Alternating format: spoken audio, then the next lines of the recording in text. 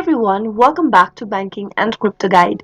In today's video, I'm going to show you how to log into Auspost Everyday Mastercard. Watch the video till the end and don't forget to subscribe to our channel by hitting that subscribe button. Press the notification bell so that you'll never miss another upcoming upload from us. Open up a web browser to get started. Into the URL bar, type in auspost.com.au and press enter. Doing this will take you to the official webpage of Australia Post. To log in and access your Mastercard account, you'll need to log into your account for Australia Post. In order to log into your Everyday Mastercard account, mouse over to the login drop-down at the top right and select one of your account type. Once you select one of the options from the display, you'll be ended up in the login area. You'll need to type in your login details to log in and access to your account. Type in your valid email address associated with the account in the first text box, and on the next field,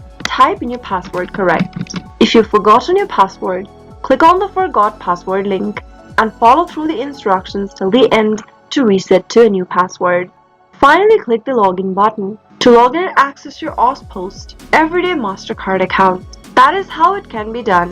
I hope the tutorial was helpful to you. If it was, go ahead and give us a thumbs up. I'll soon be back with more videos like this. Thank you for watching.